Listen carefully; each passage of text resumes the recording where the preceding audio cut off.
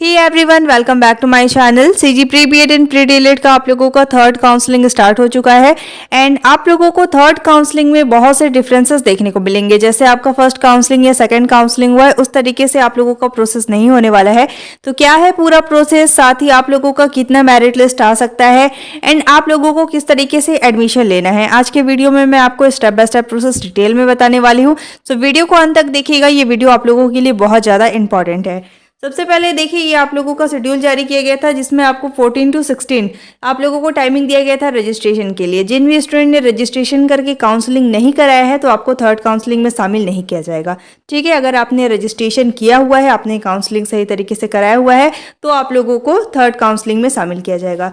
अब इसमें देखिए, आप लोगों को जिन भी स्टूडेंट को कॉलेज अलॉट किया जाएगा, एज यू कैन सी आपका 18 तारीख को फर्स्ट मेरिट लिस्ट यानी थर्ड काउंसलिंग का फर्स्ट मेरिट लिस्ट आने वाला है। इसमें आप लोगों को चेक करना होगा कि आपका नाम मेरिट लिस्ट में आया है या फिर नहीं आया है। जैसे आपका फर्स्ट काउंसलिंग या सेकंड काउंसलिंग में पहले आप लोगों को ऑब्जेक्शन या फिर आप बोल सकते हैं दावा आपत्ति के लिए मेरिट लिस्ट आता था। इसके बाद आप लोगों का उसमें टाइमिंग दिया जाता था कि आप दावा आपत्ति कर सकते हैं। इसके बाद विद करेक्शन आप लोगों का फाइनल लिस्ट आता था, लेकिन इस बार आप लोगों का इस तरीके से नहीं आने वाला है। डायरेक्ट आप लोगों का मेरिट लिस्ट आएगा, उसमें आपको चेक करना है। अगर आपका नाम उस मेरिट लिस्ट में है तो आपको जाकर डायरेक्ट एडमिशन लेना होगा। एडमिशन का टाइमिंग यहाँ पे आप देख सकते हैं 18 तारीख से 20 तारीख दिया गया है। इसके बाद नेक्स्ट डे ही आप लोगों का सेकंड मेरिट लिस्ट आने वाला है, मींस थर्ड काउंसलिंग का सेकंड मेरिट लिस्ट। आप यहाँ पे देख सकते हैं कि आप लोगों का वैकेंट सीट के लिए कोई भी यहाँ पे डेट नहीं मेंशन किया गया है। तो क्या आप लोगों का वैकेंट सीट नहीं आएगा? तो देखिए, एससीईआरटी की तरफ से हो सकता है कि आप लोगों का वैकेंट सीट जारी किया जाए। अगर नहीं भी किया जाएगा तो जितने भी सीट बचे रहेंगे उस बेसिस पे ही आप लोगों का सेकंड मेरिट लिस्ट आने वाला है। इसके साथ ही देखिए, भले ही आपका यहाँ पे थर्ड मेरिट लिस्ट तक शेड्यूल जारी कर दिया गया है, लेकिन यहाँ पे आप लोगों का ये श्योर नहीं है कि आपका 3 मेरिट लिस्ट आने वाला है। जब तक सीट वैकेंट रहेंगे उस बेसिस पे ही आप लोगों का मेरिट लिस्ट आने वाला है। अगर मान लीजिए आप लोगों का थर्ड काउंसलिंग का फर्स्ट मेरिट लिस्ट आया, अगर उसमें पूरे सीट फुल हो जाते हैं तो आप लोगों का सेकंड और थर्ड मेरिट लिस्ट नहीं आएगा। लेकिन अगर सीट वैकेंट रहते हैं तो आप लोगों का सेकंड या फिर थर्ड मेरिट लिस्ट आने वाला है। और आप लोगों का कितना वैकेंट सीट है इसका कोई भी यहाँ पे अपडेट नहीं दिया गया है, लेकिन हो सकता है क्योंकि देखिए कोई क्लैरिटी नहीं होगी, इसलिए हो सकता है कि एससीईआरटी की तरफ से आप लोगों का वैकेंट सीट भी जारी किया जाए। ये आप लोगों का बेसिकली एडमिशन के बाद ही पता चलेगा कि आप लोगों का वैकेंट सीट आएगा या नहीं। इसके बाद देखिए, सेकंड मेरिट लिस्ट में जिन भी स्टूडेंट को कॉलेज अलॉट हो जाएगा 21 तारीख से 24 तारीख तक आपको जाकर महाविद्यालय में एडमिशन कराना होगा। इसके बाद आप लोगों का 26 तारीख को थर्ड काउंसलिंग का थर्ड फाइनल मेरिट लिस्ट जो है वो जारी कर दिया जाएगा। केवल 2 दिन का टाइमिंग दिया जा रहा है एडमिशन के लिए, इसमें जाकर आपको महाविद्यालय में एडमिशन लेना होगा। ठीक है, अब यहाँ पे देखिए आप लोगों का इंपॉर्टेंट पॉइंट्स बताया जा रहा है, यहाँ पे आप ध्यान से समझिए। इसमें देखिए, यहाँ पे आप लोगों को बताया गया है कि इस चरण के लिए उपरोक्त अनुसार प्राप्त आवेदन के आधार पर मींस जितने आप लोगों को काउंसलिंग कराए होंगे, जितने आवेदन आए होंगे, उस बेसिस पे ही आप लोगों का तीसरी मेरिट लिस्ट जारी की जाएगी।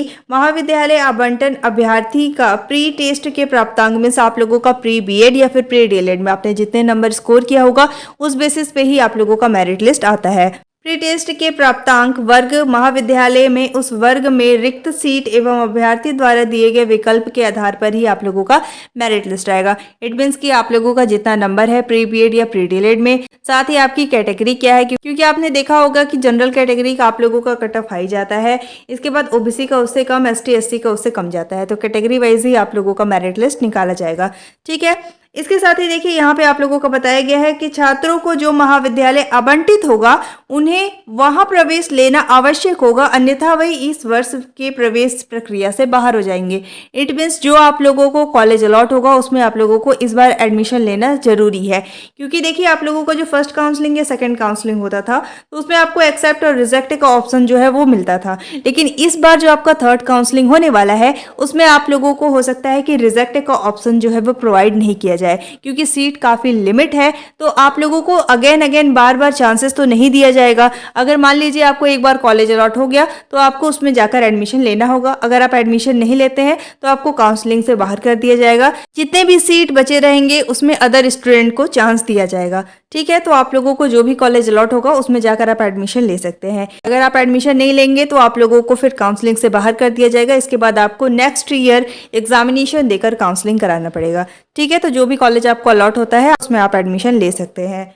इसके बाद देखिए बताया जा रहा है कि अभ्यर्थी को अपना चयन की जानकारी उनके लॉगिन आईडी में दी जाएगी। मीन्स आप लोग एससीईआरटी की ऑफिशियल वेबसाइट में विजिट करेंगे तो वहाँ पे आप रजिस्ट्रेशन नंबर डालकर चेक कर सकते हैं कि आप लोगों को कॉलेज अलॉट हुआ है या नहीं। इस कारण निर्धारित तिथियों में अपना लॉगिन आईडी आप अवश्य चेक करें। तो आप लोगों का देखिए मेरिट लिस्ट आएगा या फिर कोई भी अलग से इन्फॉर्मेशन आता है तो आपको मेरी चैनल के माध्यम से अपडेट कर दिया जाएगा।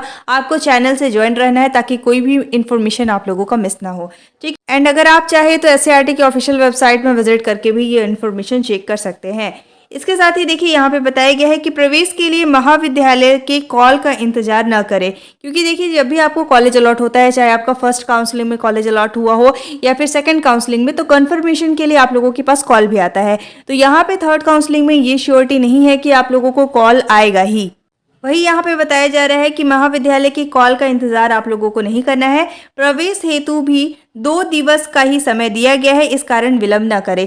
मिसा आपको वेट नहीं करना है कि कंफर्मेशन का जब कॉल आएगा तब हम जाके वहाँ पे एडमिशन लेंगे। जैसे ही आपको चेक करना है आपका मेरिट लिस्ट में नाम है या फिर आप लोग रजिस्ट्रेशन नंबर के थ्रू चेक करते हैं और आपको कॉलेज अलॉट हो जाता है, तो आपको अपने डॉक्यूमेंट्स के साथ जाकर महाविद्यालय में एडमिशन ले लेना है।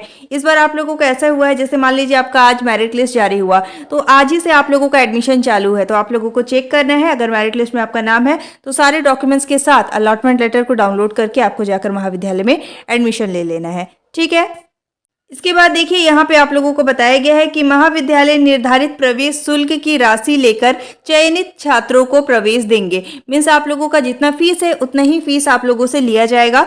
यदि अतिरिक्त राशि ली जाती है तो इसकी लिखित शिकायत अभ्यर्थी अपना आईडी के साथ परिषद द्वारा जारी हेल्पलाइन नंबर, देखिए ये आप लोगों का ईमेल है, इस पे आप लोगों को कांटेक्ट करना है, या फिर देखिए यहाँ पे आप लोगों को कॉल करने के लिए नंबर भी प्रोवाइड किया गया है, इस पे आपको कॉल करना है और वहां पे आप शिकायत कर सकते हैं। ठीक है, तो जितना आप लोगों का फीस है उसी के अप्रॉक्स में आपका फीस लिया जाएगा। उससे ज्यादा अगर फीस की डिमांड करते हैं कॉलेज तो आप लोगों को इस पे शिकायत जरूर से कर लेनी है।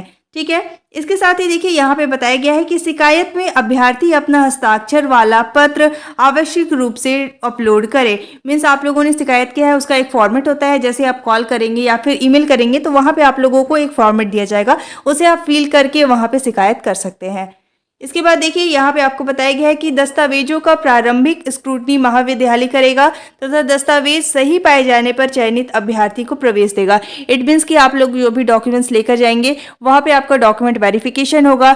गलत अगर डॉक्यूमेंट्स है तो आपको वहाँ पे एडमिशन नहीं दिया जाएगा, अगर आपका डॉक्यूमेंट सही रहता है तो आपको वहाँ पे एडमिशन दे दिया जाएगा। इसके साथ ही आप लोगों का सारा डॉक्यूमेंट्स वहाँ पे चेक होता है, तो आप लोगों को सारे डॉक्यूमेंट्स को लेकर जाने हैं। क्या क्या डॉक्यूमेंट लगेगा ये भी हम अभी आगे देखने वाले हैं। अब देखिए यहाँ पे आप लोगों को बताया गया है कि आप लोगों को क्या क्या डॉक्यूमेंट्स लेकर जाने हैं। ये सारे डॉक्यूमेंट्स आपके पास होने चाहिए, लेकिन अगर आपके पास माइग्रेशन नहीं है तो माइग्रेशन के लिए आप लोगों को टाइमिंग दिया जाता है। ये बेसिकली वेरी करता है कॉलेज टू कॉलेज, तो आप लोगों को वहाँ पे पूछ लेना है अगर आपके पास माइग्रेशन नहीं है। अदरवाइज आई विल रेकमेंड कि आपको जल्द से जल्द इसके लिए अप्लाई कर देना है और माइग्रेशन के साथ ही जाकर आपको वहाँ पे एडमिशन लेना है। अब देखिए आप लोगों का क्या क्या डॉक्यूमेंट परीक्षण होगा वहाँ पे। तो देखिए आप लोगों का स्नातक या फिर पीजी की अंक सूची आप लोगों की वहाँ पे देखी जाएगी। यदि आरक्षित वर्ग का अभ्यर्थी है तो आप लोगों का वहाँ पे जाति प्रमाण पत्र लगेगा। जनरल है अगर आप तो आप लोगों का नहीं लगेगा। इसके बाद देखिए छत्तीसगढ़ का अभ्यर्थी है, अगर आप छत्तीसगढ़ के निवासी हैं तो आप लोगों का वहाँ पे निवास प्रमाण पत्र भी लगेगा। इसके बाद देखिए आप लोगों का 10th का मार्कशीट लगेगा।